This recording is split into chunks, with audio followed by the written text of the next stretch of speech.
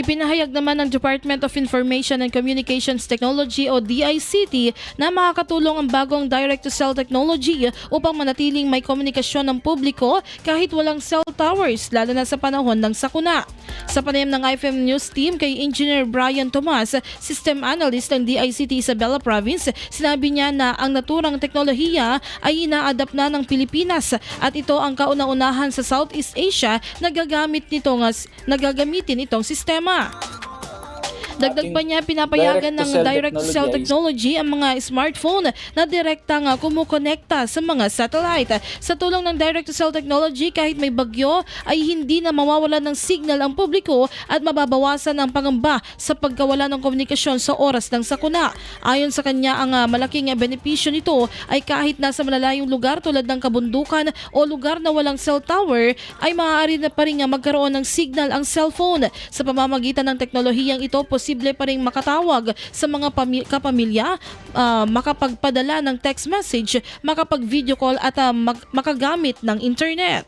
Ang ating direct-to-cell technology ay isang technology na inadapt ng ating bansa. Actually, this is the first in Southeast Asia na nag-adapt ng technology na to. So this is a direct-to-cell technology wherein inaalaw niya yung ating mga smartphones na kumonekta directly sa ating mga satellites. So sabi nga nito, without the cell towers, actually cell towers po kasi, yun talaga ang nagtutustos o nagbibigay signal sa ating mga cellphones as of today.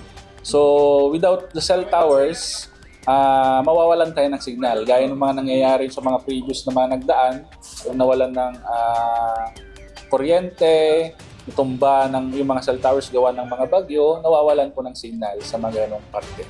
So ito pong kagandahan ng direct-to-cell, sabi nga, kahit na nasaan ka, kahit pa nasa coastal ka, nasa may bulubundukin ka, kahit walang mga cell towers na available sa inyong paligid, basta meron kang access through the sky, magkakaroon po ng signal itong iyong mga smartphones. So anong kagandahan nito? Sabi nga nila, kahit na walang cell towers, makakapagtawag pa rin kayo sa inyong mga kapamilya, makakapag-text, makakapag-video call, at ganoon din makakapag-gamit ng internet. So, yun. Sabi nga nila, why it matters, kahit nasa isla ka, bundok, o anuman, disaster-prone area, magkakaroon ka ng signal through this technology.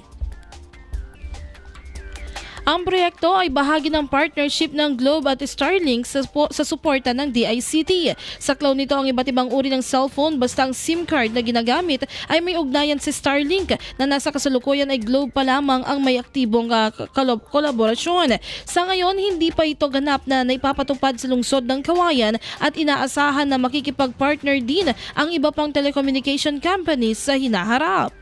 Actually, saklaw ito lahat ng mga smartphones, kahit padikipad po ito. Basta yung inyong SIM card na gagamitin ay meron ng partnership with the Starlink. Kasi as of now, ang meron pa lang is yung Globe and Starlink coordination or collaboration. So, I believe as of now, wala pa atang rollout nito. Pero sooner or later, maybe meron na rin. So, syempre, yung mga ibang telcos ay hindi naman magpapahuli yan. As of now, wala pa po tayong balita kung naipatupad na or talagang nailink na agad sa ating mga SIM cards. Kasi sabi ko nga, ang nakipag-partnership po is yung partner po natin na Globe. So, ang nakipag-partner Globe and Starlink with the support of the DIC.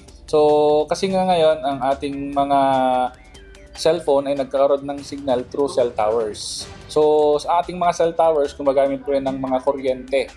So, even if yung mga cell towers po natin ay magkakaroon ng down o mga system down or mawawalan ng power all throughout, magkakaroon pa rin ng signal gawa ng satellite technology. Layunin ng ating proyekto is kaya ng sabi ng ating Presidente Bongbong Marcos na no one will be left behind. So, ganun din, no one will be left offline. Kasi nga, ang ating bansa na ngayon ay nag-shift na to the digitalization. So, yun nga sa ating mga kababayan po. Isa po itong magandang inisyatiba ng ating gobyerno kung saan ang ating government gumagawa ng paraan upang mas mapabilis at mas mapapaganda ang buhay ng ating mga mamamayan. Aasahan natin sa mga susunod pa na mga araw, buwan na ma-implement na ito. So mapapabilis na po ang ating mga signal sa ating mga phones. Even if nasa mga malalayo tayong lugar, asahan natin na sooner or later, mafu-full bar na rin yung ating mga signal sa ating cellphones. IFM News.